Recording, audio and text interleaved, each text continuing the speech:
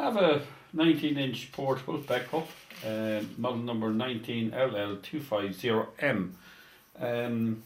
Problem with it is, I'll just show you, I'll try and take it out of standby.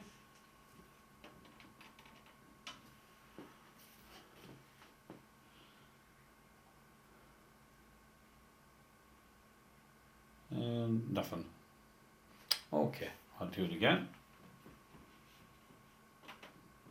Okay, it probably was actually operational. It just comes up and then shuts down.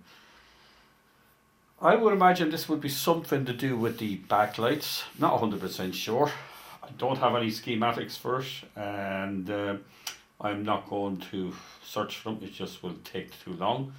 And if this is a quick fix, I'll do it. If not, if I got this, if the actual backlight CCFL tubes are gone, I'm not going to order them and get them in here, because by the time they get to me, they're normally broken.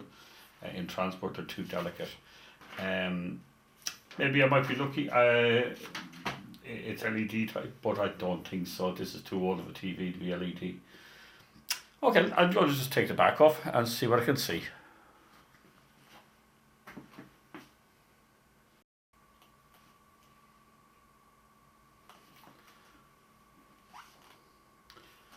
There's not much to take of this back off, as far as I know. Take the screws off. You can fast forward the video to get by this if you don't want to see it.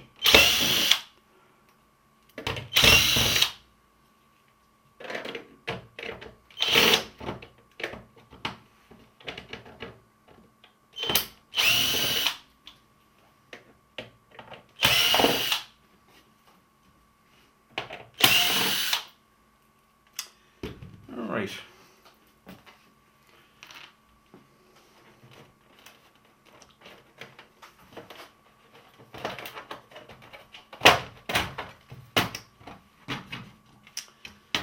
Okay, let's see, can we see anything? And there's nothing quite obvious in here, no bulging caps. And let me see. Put a bit more light on it. I have very poor lighting in here at the moment. I'm going to have to get myself some lighting. And okay, no bulging caps, not obvious wrong, and it is an old CCFL type. And I'm going to just use a tester I have here to check those 3 lamps. I see it has three outputs. What's this?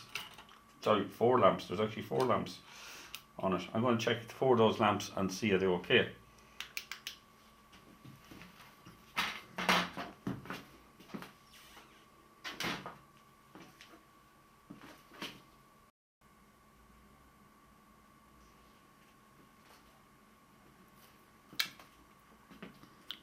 This here is an LCD tester that I purchased many years ago for doing laptops. And I use this sometimes on small screens to check the lamp independently of the power supply. See if it was a lamp problem or was it an inverter board problem. So all I really have is I just pull the 4 outputs of the power supply, the inverter section of the power supply, and I've connected it to one of the lamps, and then I'll switch it on and see what happens. Okay, and as you can see, I turn it off, turn it on, that lamp is okay. Just leave it on for a while, see there's a flicker. It's one lamp.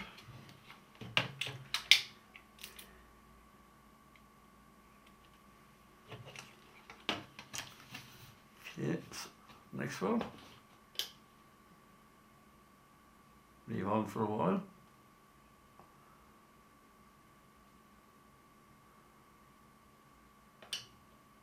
Switch off.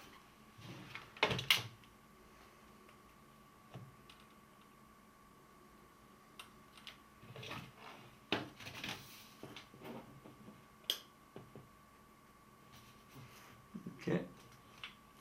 I know it's looking a bit dimmer on the camera, but the top part of the screen is looking a bit better, a bit brighter, because I'm at the top lamps now.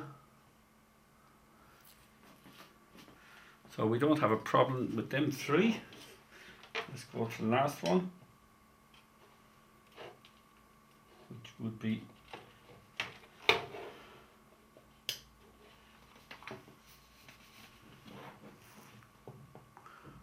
leave on for a while, see does it go flicker or give any trouble.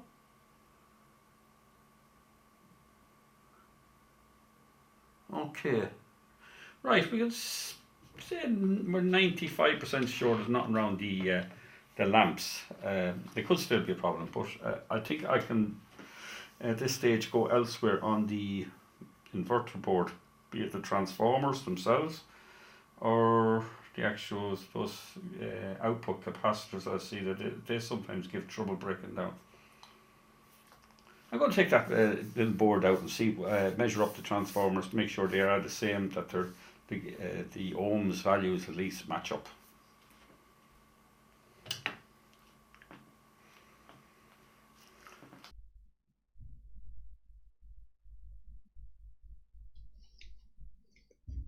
We have our two output transformers of the inverter board underneath these shields, and I'm going to check the resistance of the output transformers on the input, sorry, the high voltage output and the input area.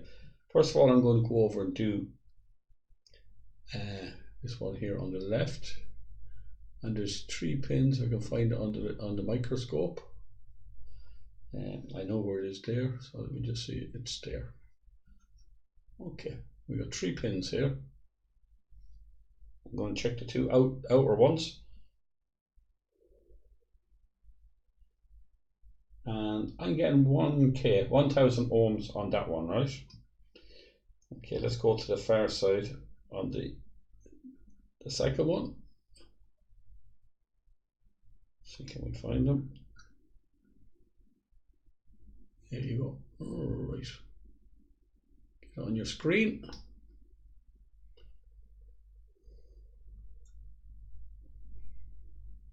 Let's see, go to a higher ohms. I'm not getting anything. Try again.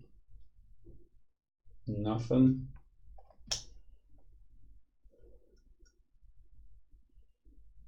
Nothing.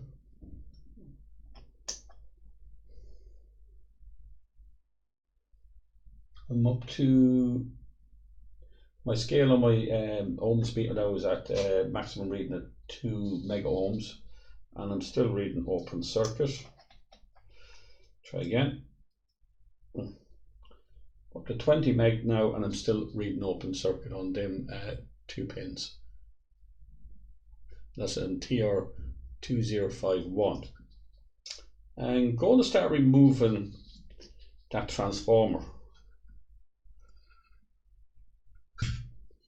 The transformer underneath the screening can. I'm going to get you on the other camera for that, because this is the transformer just it's just too close. It's very hard to see what's going on. It's handy for looking at just pinouts at a close distance. Okay, let's get the other camera on it, and we'll remove this other transformer. Okay, I'm just going to put a bit of fresh solder on the pins of the transformer. Make sure you discharge the main reservoir capacitor before you start doing this, because it can retain a charge and it'll burn the hand of you if you accidentally touch it.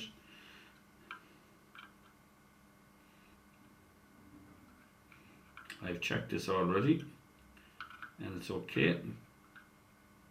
I'm going to try and take this transformer out without taking the shield off. Let's see can I do that. I can't, the shield will have to come off as well.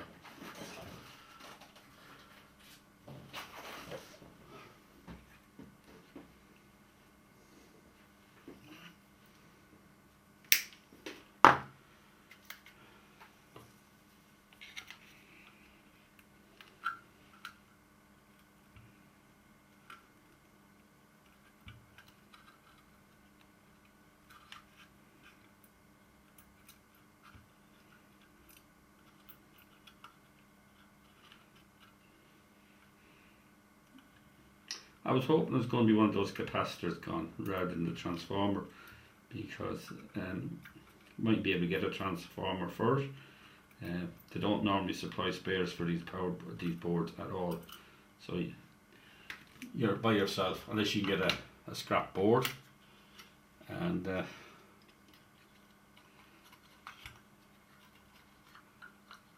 a transformer out. Okay, I'm going to put back underneath the microscope and see what happens, see what I can see. You're not going to be able to see anything here yet for a minute. I might get a shot of the transformer.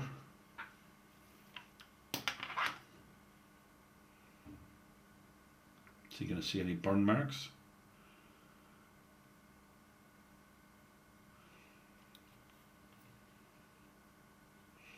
It's looking quite clear. I'll get you a shot now, just 1 second.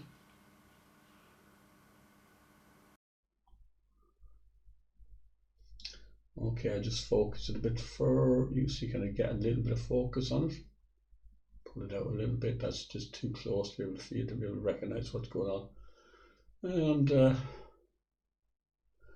I don't see much wrong with it. And I don't know if I'm going to be able to get in at it and see an opening. And no identifying marks, so I know there's some here. Maybe if I search now on eBay, I might be able to get one of these transformers somewhere secondhand. That's where we are now. If I can't get one, I'm afraid that's the end of this video. There'll be no part 2 because the customer is not going to pay for a new board, new power supply for this. It's a 19-inch and it's an old analog type TV. Wouldn't be worth investing that type of money. I think they just don't know what they look at on it. They probably use a satellite receiver or something on it like that, or one of those free view boxes on it. Right, okay. Let's have a double check and I'll get back to you.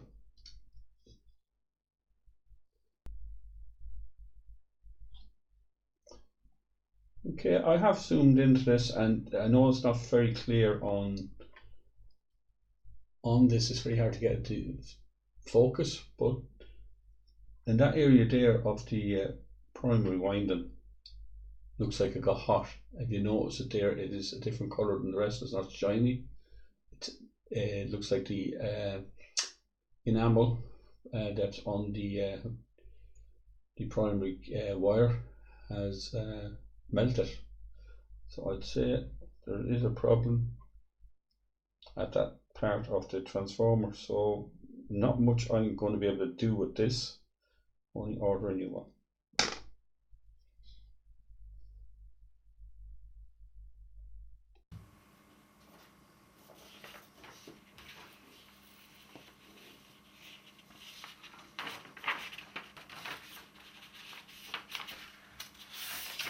Right, I'm just going to draw a quick diagram on this to show you what I was testing there.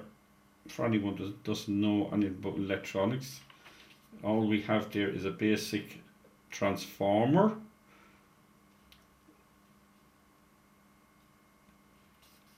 and we have the primary side and the secondary side. And what I was doing, I was measuring between that point there and that point there. On the good one, it was saying it was 1 k ohm. On the faulty one, on the secondary side, I was getting an open circuit.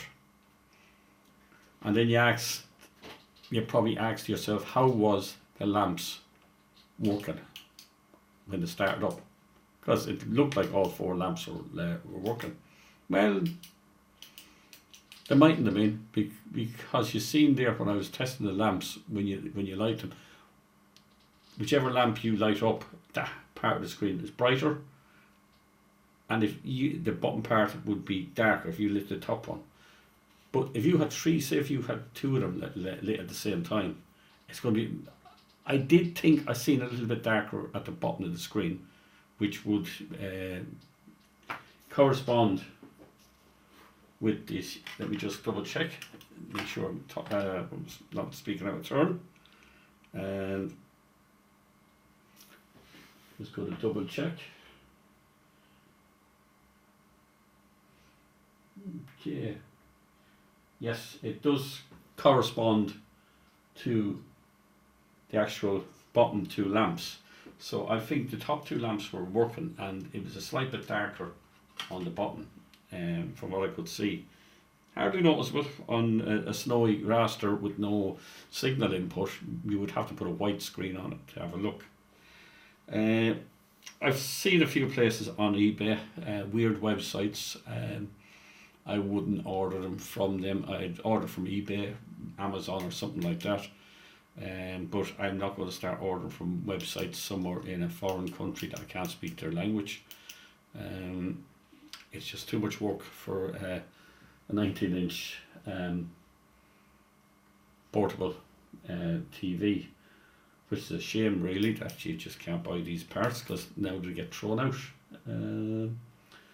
But to most people nowadays, we're a throwaway society, and they accept it. Okay, I think we lost on this one. Thanks for watching.